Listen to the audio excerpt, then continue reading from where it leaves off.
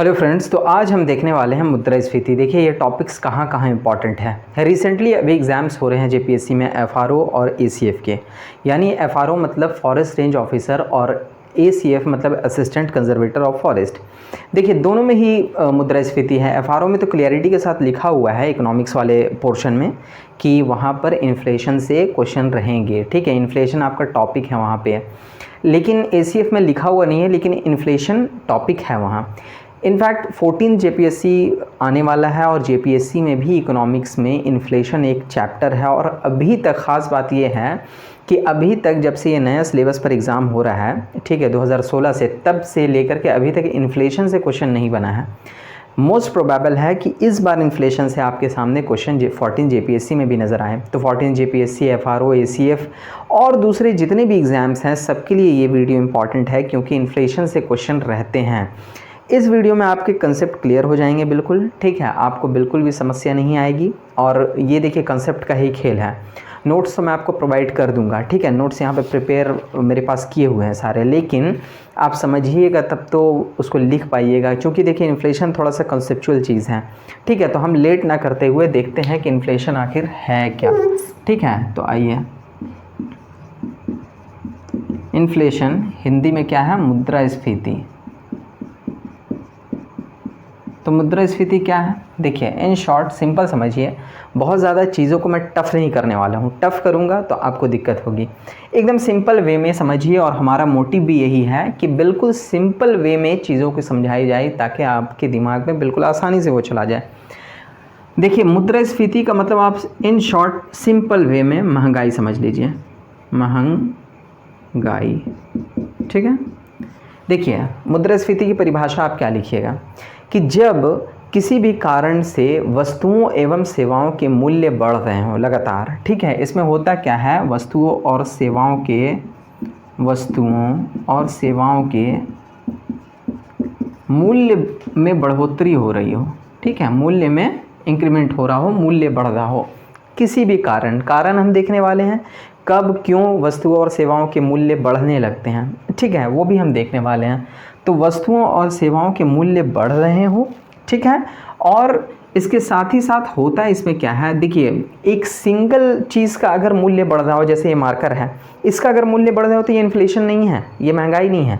जब सभी वस्तुओं के मूल्य जो है बढ़ रहे हो धीरे धीरे, ठीक है ना, तो इसे ही इन्फ्लेशन कहते हैं। यानी महंगाई से रिलेटेड इसको आप कह सकते हैं। ठीक है, अब देखिए चीज़ क्या है यहाँ पे कि मूल्य तो बढ़ता है, ठीक है, वस्तुओं का, लेकिन इसमें जो मनी का जो वैल्यू है, वैल्यू ऑफ द करेंसी है ना, ये यहाँ पे घटता है। वैल्यू कम हो गया और वैल्यू ऑफ द करेंसी, इसका मतलब क्या है? घटता है। ठीक है, जैसे कल ये मार्कर जो है मिल रहा था 10 रुपये में, ठीक है, मान लीजिए 10 रुपये में मिल रहा था ये मार्कर, और उस समय 10 रुपये का बहुत वैल्यू था। ठीक है, आज भी इस मार्कर का 10 ही रुपया रेट है, लेकिन 10 रुपये का वैल्यू उतना नहीं है। ठीक है, तो प्रोडक्शन करने वाले को हानि होगी ना। तो देखिए ये सब चीज़ आपको समझ में आएगा, टोटल आपको समझ में आएगा, आप टेंशन मत लीजिए। स्टार्टिंग से हम समझते हैं कि वस्तुओं और सेवाओं के मूल्य में बढ़ोतरी होती हो, ठीक है, तो वो इन्फ्लेशन है, यानी महंगाई को ही इन्फ्लेशन कहते हैं। ठीक है, समझ गए। वैल्यू ऑफ द करेंसी, इसमें क्या होता है? घटता है, मूल्य जो मुद्रा का जो मूल्य होता है वो घटता है। अब आइए हम देखते हैं इसके कारण क्या हैं। ठीक है, इसके कारण क्या है वो सारी चीज़ हम देखते हैं। देखिए सबसे पहले हम देख लेते हैं कि मुद्रास्फीति के 2 प्रकार हैं, याद रखिएगा। एक मांग जनित मुद्रास्फीति, ठीक है, और एक है लागत जनित।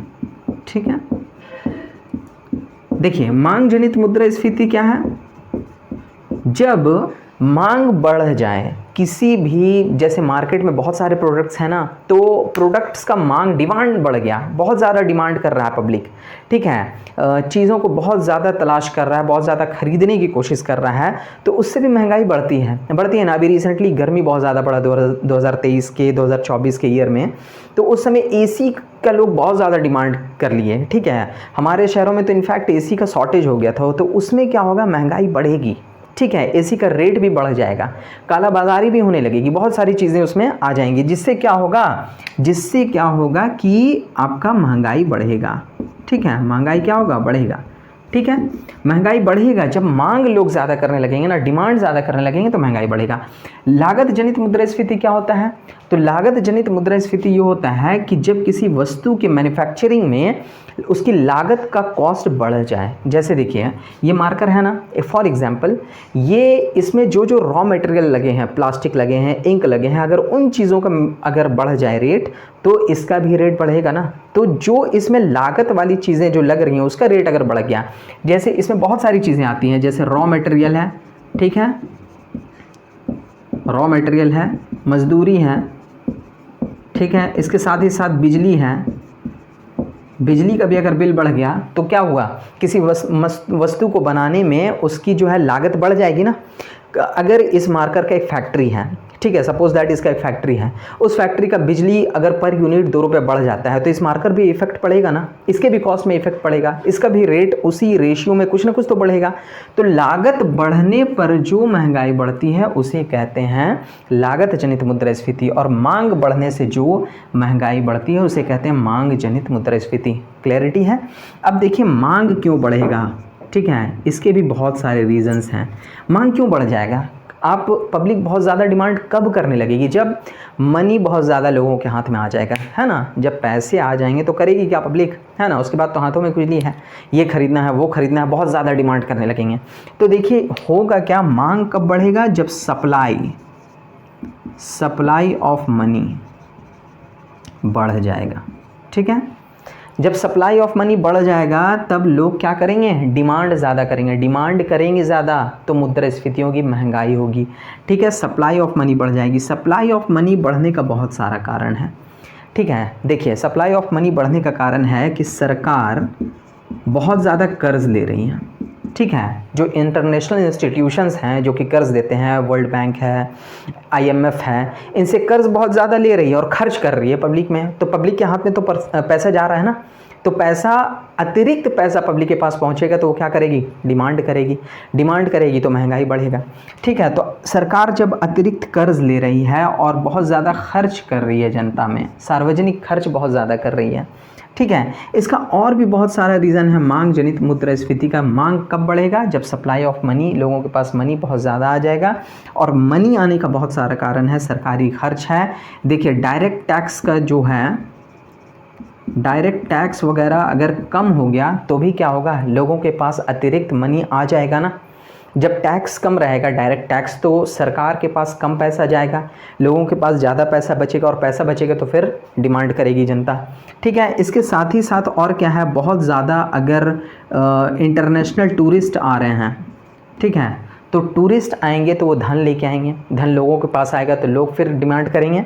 तो ये भी जो है, ये भी अगर बढ़ जाएगा, ये बढ़ जाएगा, तब डायरेक्ट टैक्स कम हो जाएगा तो टूरिस्ट वगैरह बढ़ जाएंगे। तो इसके साथ ही साथ बैंक बहुत ज़्यादा लोन बांट रही है, ठीक है। लोन बांटेगी अगर बैंक बहुत ज़्यादा तो लोगों के पास क्या होगा, धन आएगा। धन आएगा तो फिर डिमांड करेगी पब्लिक, और पब्लिक डिमांड करेगी तो महंगाई बढ़ेगा। तो ये देखिए मोटा मोटी 2 कारण है मुद्रास्फीति के बढ़ जाने का, यानी महंगाई के बढ़ जाने का। एक तो मांग जनित, यानी मांग बहुत ज़्यादा अगर पब्लिक कर रही है, और मांग किन किन परिस्थितियों में करेगी, जब सप्लाई ऑफ मनी अधिक हो जाएगा, ठीक है। लागत जनित क्या है मुद्रास्फीति, यानी लागत, किसी चीज़ की, किसी वस्तु के लागत बढ़ने पर जो महंगाई बढ़ती है उसे हम कहते हैं लागत जनित मुद्रास्फीति। इसमें बहुत सारी चीज़ें आते हैं, रॉ मटेरियल का दाम बढ़ गया, मजदूरी बढ़ गई, बिजली बिल बढ़ गया, साथ ही साथ किसी चीज़ को हम इंपोर्ट कर रहे हैं, जैसे अभी रशिया यूक्रेन वॉर है, ठीक है। अब रशिया से क्या होता है, बहुत ज़्यादा कनाडा वगैरह की तरफ से बहुत ज़्यादा वुड्स आते हैं, कागज़ का इंपोर्ट हम करते हैं, या रॉ मटेरियल का, लकड़ी वगैरह का इंपोर्ट अगर कर रहे हैं उसको कागज़ बनाने के लिए, और उसका मटेरियल का दाम अगर बढ़ गया तो जो है उस कागज़ का भी दाम बढ़ेगा, जिसके कारण क्या होगी, महंगाई होगी। तो ये लागत जनित मुद्रास्फीति है, 2 मुद्रास्फीति, ठीक है, आप समझ गए। अब देखिए इसके पॉजिटिव इफेक्ट भी होते हैं मुद्रास्फीति के, नेगेटिव। देखिए पॉजिटिव भी होते हैं मुद्रास्फीति का, ये नहीं समझिएगा कि सिर्फ नेगेटिव इफेक्ट होता है। सिर्फ नेगेटिव नहीं होता है महंगाई बढ़ जाने का, पॉजिटिव इफेक्ट भी है, उसको समझिए वो कैसे होता है। देखिए जब मुद्रास्फीति जब बढ़ता है तो क्या होता है, जब मुद्रास्फीति बढ़ गया यानी महंगाई बढ़ गया। महंगाई बढ़ा किस कारण से, चूँकि लोगों के पास मनी बहुत ज़्यादा हो गया, सप्लाई ऑफ मनी, लोग डिमांड कर रहे हैं, डिमांड बढ़ने से क्या हुआ, महंगाई बढ़ी है। तो डिमांड अगर बढ़ गया है तो जो मैन्युफैक्चरर हैं, जो फैक्ट्रीज़ हैं, कंपनियां हैं, उनके लिए प्रोत्साहन की बात है ना, कि अगर डिमांड बढ़ रहा है तो वो ज़्यादा से ज़्यादा मैन्युफैक्चर करेंगे, और जब मैन्युफैक्चर ज़्यादा करने की कोशिश करेंगे तो वहाँ पर रोज़गार भी बढ़ेगा। रोज़गार का जनरेशन हो रहा है, रोज़गार का जनरेशन होगा तो बेरोज़गारी घटेगी, गरीबी की दर घटेगी, ठीक है, ये सब फ़ायदा होगा। तो रोज़गार यहाँ पे जनरेट हो रहा है, ठीक है।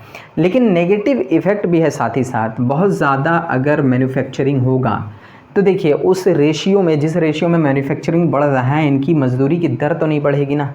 मज़दूरी की दर अगर नहीं बढ़ेगी तो इससे फ़ायदा किसको होगा, कंपनी को फ़ायदा तो होगा, लेकिन जो मज़दूर हैं वो तो उनको उतना लाभ नहीं होगा। इससे अमीर और अमीर होगा, गरीब और गरीब होगा।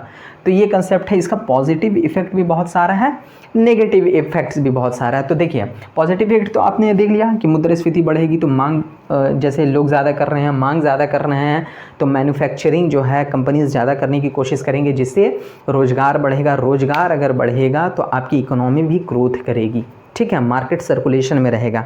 लेकिन इसके साथ ही साथ क्या होता है, वैल्यू ऑफ द करेंसी भी घट जाता है, और वैल्यू ऑफ द करेंसी अगर घट जाता है तो इसके भी बहुत सारे नुकसान हैं। इसके नुकसान देखिए, ऋणी जो होता है, ऋणी जो कर्ज लेता है, इसको फ़ायदा होता है, ठीक है, और जो देनदार होता है, जो देनदार नहीं लेनदार होता है, यानी जो कर्ज देता है, ठीक है ना, कर्ज जो है, कर्ज जो देता है, जो कर्ज देता है उसको क्या होता है, हानि होता है। क्यों? क्योंकि वैल्यू ऑफ द करेंसी घट गया। अब देखिए आज मान लीजिए ये 5,000 रुपये इसको कर्ज दिया था, ठीक है, तो उस समय 5,000 रुपये की बहुत कीमत थी, ठीक है, लेकिन अभी वैल्यू ऑफ द करेंसी घट गया है, जिसके कारण अब 5,000 रुपये की वो कीमत नहीं है। तो ये जो इसको देगा ना, तो उस समय तो ये 5,000 की बहुत कीमत थी, लेकिन अभी 5,000 की वो कीमत है ही नहीं। 5,000 आसानी से अवेलेबल है, ये आसानी से उसको दे देगा, और वो 5,000 जो उस समय जो कीमत थी वो अभी बढ़ के उसकी कीमत 25,000 के लगभग हो गई है, ज़्यादा हो गई है वैल्यू, है ना। तो वो 5,000 का वैल्यू अब कुछ नहीं है, क्योंकि वैल्यू ऑफ द करेंसी घट जाता है। यही क्वेश्चन अभी जेपीएससी FRO PT में भी पूछा गया था कि जो है किसको फ़ायदा होगा किसको नहीं। तो देखिए ये जो है ना, ये देनदार है, यही में लड़के कंफ्यूज भी किए थे। ये देनदार है, अभी इसको देना है कर्ज, तो इसको क्या होगा, फ़ायदा होगा, देनदार को फ़ायदा होता है। और जो लेनदार है, जो कर्ज जो है अदायगी लेगा वापस, है ना, इसको नुकसान होता है, ठीक है। यानी क्रेडिटर को नुकसान होता है और डेबिटर को फ़ायदा होता है, सिंपल, ठीक है। ये सब चीज़ देखिए हमने देख लिया। ऊपरी तथ्य 2 फैक्ट हैं, आपको क्वेश्चन में भी आंसर में भी यही लिखना है। 2 जो है मुद्रास्फीति के प्रकार हैं। अब हम देख लेते हैं मुद्रास्फीति को कंट्रोल करने के क्या क्या उपाय हैं। देखिए क्वेश्चन यहाँ से ही बनता है कि देखिए इनफैक्ट जेपीएससी के जो सिलेबस में जो सिलेबस है जेपीएससी का इकोनॉमी में, इन्फ्लेशन जहाँ पे है वहाँ पे भी लिखा हुआ है कंट्रोल मेजर्स, यानी कंट्रोल करने के क्या क्या उपाय हैं मुद्रास्फीति के, वो बताइए। तो वो हम देख लेते हैं, ठीक है। तो आइए हम देख लेते हैं कि मुद्रास्फीति को कंट्रोल करने के क्या क्या उपाय हैं। देखिए मुद्रास्फीति यानी महंगाई को कंट्रोल करने के 2 तरह के उपाय किए जाते हैं। एक है मौद्रिक उपाय, ठीक है, मौद्रिक उपाय, और एक है राजकोषीय उपाय, ठीक है, राजकोषीय उपाय। देखिए ये जो मौद्रिक उपाय है ये RBI के थ्रू होता है, रिजर्व बैंक ऑफ इंडिया, और ये जो राजकोषीय उपाय है ये किसके द्वारा होता है, सरकार के द्वारा होता है, यानी गवर्नमेंट ऑफ इंडिया के द्वारा होता है। देखिए आपको यहाँ पे समझना है, यही कंसेप्ट है यहाँ पे, ठीक है। इस कंसेप्ट को अगर आप समझ गए तो मुद्रास्फीति यानी इन्फ्लेशन आपके लिए कुछ भी नहीं है, आप बहुत ही आसानी से आंसर को लिख लीजिएगा, ठीक है। अभी तक मैंने आधा आपको समझा दिया है, ठीक है। मुद्रास्फीति क्यों होता है, इसके कारण क्या है, मांग जनित, लागत जनित, और इसके क्या पॉजिटिव और नेगेटिव इम्पैक्ट हैं, ठीक है, वो भी मैंने आपको समझाने की कोशिश की है। नोट्स आपको प्रोवाइड करूंगा, तो वहाँ पे आप सब पढ़ लीजिएगा, आपको समझ में आ जाएंगे। तो देखिए ये मौद्रिक उपाय जो है ना, इसके तहत RBI क्या क्या करती है, ठीक है। देखिए इसके तहत देखिए कुछ रेट्स हैं जिनके बारे में आपको जानना है। एक है रेपो रेट, ठीक है, एक है रिवर्स रेपो रेट, ठीक है, एक है CRR कैश रिजर्व रेशियो, एक है SLR स्टैट्यूटरी लिक्विडिटी रेशियो। इस तरह के जो रेट्स हैं ना, इनके बारे में आपको जानना है। अब देखिए जो कॉन्सेप्ट मैंने आपको अभी बताया था कि मांग जनित मुद्रास्फीति, मांग बढ़ने से जो महंगाई बढ़ती है उसे मांग जनित मुद्रास्फीति कहते हैं। मांग क्यों बढ़ता है, क्यों मांग बढ़ता है, कब पब्लिक जो है बहुत ज़्यादा डिमांड करने लगती है, जब लोगों के पास मनी आ जाता है। तो मनी ना आए लोगों के पास, ऐसा उपाय किया जाए, तब मुद्रास्फीति धीरे धीरे कंट्रोल हो जाएगा। महंगाई जब लोग डिमांड ही नहीं करने लगे, मुद्रास्फीति क्यों हुई, मांग जनित मुद्रास्फीति से महंगाई हुआ। मांग लोग क्यों कर रहे थे, क्योंकि लोगों के पास बहुत ज़्यादा धन आ गया था। उस धन को पब्लिक से या तो छीन ले या तो फिर ऐसा वो जरिया ही बंद कर दे जहाँ से जो है लोगों के पास धन आ रहा है। तो लोगों के पास धन कहाँ कहाँ से आता है, सरकार जो खर्च करती है उसके बाद ही आता है, या फिर लोन वगैरह लेते हैं बैंक से लोग तभी आता है। इसी तरीके की कुछ चीज़ें हैं जिससे पब्लिक के पास अतिरिक्त धन आता है और लोग फिर फजूल का डिमांड करने लगते हैं। उस डिमांड को कंट्रोल करना है, तो वो डिमांड कंट्रोल करने का काम आरबीआई कर रही है, इन रेट्स के जरिए कर रही है, जिसे मौद्रिक उपाय कहते हैं। देखिए महंगाई, फिर से एक बार समझ लीजिए, मांग बढ़ गया तब महंगाई बढ़ी। मांग क्यों बढ़ा, क्योंकि लोगों के पास मनी ज़्यादा आ गया और डिमांड ज़्यादा करने लगे। ऐसा हमको काम करना है जिससे मनी ही कम लोगों के पास हो जाए और वो डिमांड न करें। तो मनी कम करने का उपाय देखिए आरबीआई कर रहा है। कैसे कर रहा है, देखिए रेपो रेट क्या होता है यहाँ पे समझिए। आरबीआई जो अदर बैंक हैं, अदर बैंक्स जो कि आरबीआई के अंडर में है, वो जो है ना कर्ज लेती हैं। ये जो बैंक्स हैं यानी आरबीआई इनको कर्ज देता है, ठीक है।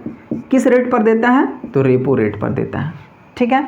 इनको कर्ज दिया और इनसे ब्याज लेगा, ठीक है। इनसे क्या लेगा, ब्याज लेगा। उसी जिस दर पर ब्याज लेगा इसे ही रेपो रेट कहते हैं, ठीक है। समझ में आ रहा है, आर लिख रहा हूँ, रेपो रेट।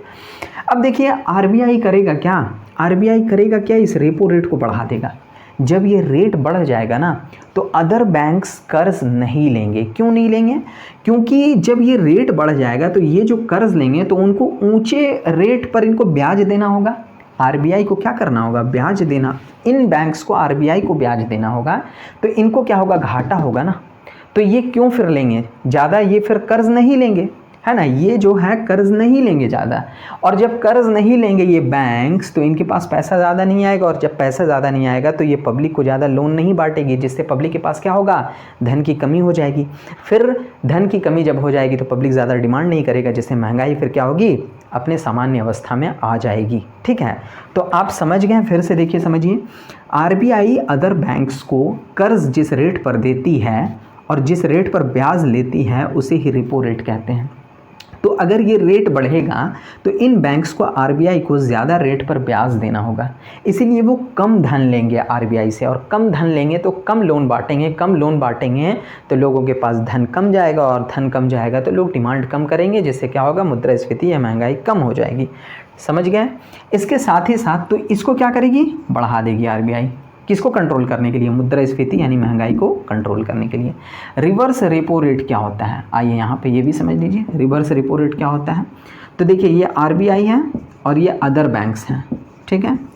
अब देखिए क्या होता है, आरबीआई भी बहुत बार कर्ज लेती है, यहाँ पे कर्ज दे रही थी, अब ये क्या कर रही है, कर्ज ले रही है, ठीक है। और इनको फिर ब्याज भी देती है, और जिस दर पर ब्याज देती है उसे ही रिवर्स रेपो रेट कहते हैं, ठीक है। उल्टा है बिल्कुल, ठीक है।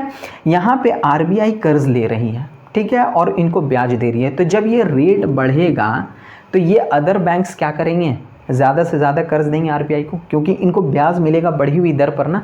तो ये लाभ कमाने के चक्कर में ज़्यादा से ज़्यादा पैसा यहाँ पे जमा करेंगे। तो ज़्यादा से ज़्यादा पैसा जब आरबीआई में जमा करेंगे तो इनके पास पैसे की कमी होगी, इनके पास धन की कमी होगी, और जब इनके पास धन की कमी होगी तो ये लोन कम बांटेंगे, और लोन कम बांटेंगे तो फिर वही काम होगा, लोन कम बांटेंगे तो पब्लिक के पास धन की कमी होगी, यानी धन नहीं जाएगा पब्लिक के पास, जिससे पब्लिक डिमांड नहीं करेगी तो फिर महंगाई अपने सामान्य अवस्था में आ जाएगी। तो इस रेट को भी क्या करेगी, आरबीआई बढ़ा देगी।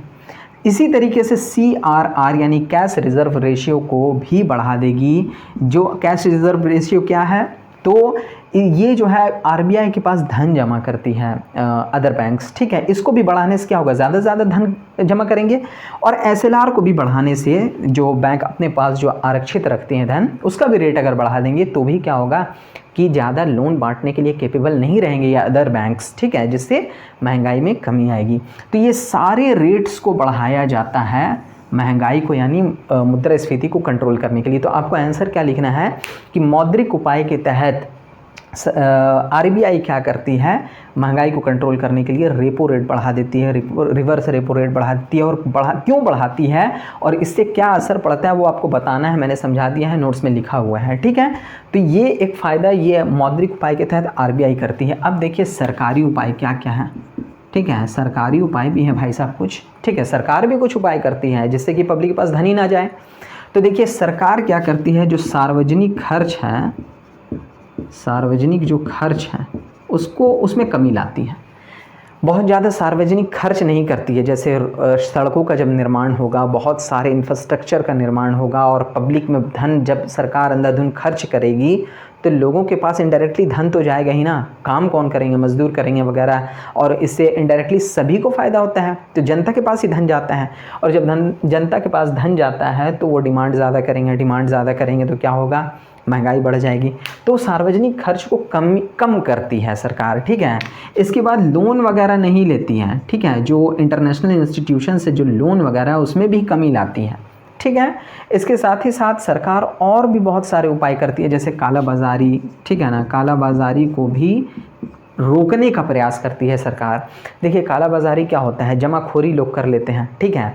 महंगाई फिर बढ़ने का इंतज़ार करते हैं और उसके बाद अपने अनुसार बढ़े हुए रेट में उसको बेचने का कोशिश करते हैं, ठीक है। बहुत जगह इसी तरीके से अन्न वगैरह का और अदर चीज़ों का भंडार लोग कर लेते हैं। बहुत बार पुलिस छापा मार करके उन्हें फिर रिलीज़ करती है ताकि वो पब्लिक में जाए, डिस्ट्रीब्यूट हो और महंगाई ना बढ़े। तो सरकार ये उपाय करती है कि कालाबाजारी को भी रोकती है। इसके तहत सरकार और भी बहुत सारे उपाय करती है, जैसे आपका डायरेक्ट टैक्स वगैरह को बढ़ाती है, ठीक है। डायरेक्ट टैक्स को का जो रेट है उसको बढ़ा देती है। तो डायरेक्ट टैक्स जब बढ़ जाएगा, अब मेरी इनकम 10 लाख है, उस पर अगर मुझे 15% अब देना पड़ रहा है सरकार को, तो जाहिर सी बात है मेरे पास कुछ ना कुछ कम धन बचेगा, जिससे मैं दूसरी अपनी आवश्यकताओं को पूरा करूंगा और कुछ सेव भी करूंगा और फिजूल खर्ची से बचूंगा। और फिजूल खर्ची से जब बचूंगा तो डिमांड कम करूंगा और डिमांड कम करने से क्या होगा कि महंगाई पे कमी आएगी। इसी तरीके से सरकार क्या करती है कि जिन चीज़ों से, जैसे लागत बढ़ने से भी तो महंगाई बढ़ती है ना, लागत बढ़ने से महंगाई बढ़ती है, तो सरकार ऐसी उपाय करेगी जैसे जिससे जो है लागत ही ना बढ़े। जैसे अगर जो है कोई रॉ मटेरियल है ना बाहर से आ रहा है, उस पर बहुत ज़्यादा एक्साइज ड्यूटी सरकार लगा के रखी हुई है ना, इंपोर्ट का जो टैक्स है बहुत ज़्यादा है, तो उन टैक्स को घटाएगी और आवश्यक वस्तु का इंपोर्ट करेगी, ठीक है। अगर मान लीजिए हमारे देश में इस मार्कर को बनाने के लिए रॉ मटेरियल की कमी पड़ गई, इंक की कमी पड़ गई, तो सरकार क्या करेगी, उसका इंपोर्ट करेगी, ठीक है। तो ये सरकार करेगी और ऐसे उपाय करेगी जिससे कि लागत ना बढ़े। जैसे अगर बिजली बिल की वजह से लागत बढ़ जा रहा है किसी वस्तु का, तो सरकार ऐसे प्रयास करेगी कि बिजली बिल ना बढ़े, ठीक है। सरकार ऐसे और भी बहुत सारे प्रयास करेगी जिससे लागत ना बढ़े, जिससे कि वस्तु का दाम नहीं बढ़े और लोगों को आसानी से वो उपलब्ध हो, ठीक है, महंगाई में कंट्रोल आए। तो देखिए हमने देखा कि मौद्रिक उपाय, राजकोषीय उपाय, दो तरीके के उपाय होते हैं जिससे मुद्रास्फीति को कंट्रोल करने का प्रयास सरकार करती है, आरबीआई करती है, ठीक है। तो ये सारी चीज़ें हो गई मुद्रास्फीति, उम्मीद है आपको समझ में आ गई होगी, ठीक है। तो इन्फ्लेशन से प्रोबेबली इस बार क्वेश्चन जो है बन जाए, तो नोट्स भी आपको अवेलेबल करा दूंगा, टेंशन की बात नहीं है, ठीक है। तो इसी तरीके से हमारे क्लासेस आते रहेंगे। ये तो पेपर 1 का कंपलसरी है, सबके लिए जो है कंपलसरी है ये। इसी तरीके से 14 जेपीएससी का पीटी का हमारा बैच आने वाला है, आप हमसे जुड़ करके सारे वीडियोज़ को देख करके आप लाभ उठा सकते हैं। तो मिलते हैं किसी नेक्स्ट वीडियो में, आज के लिए इतना ही, thank you. Please subscribe, please share, and please like.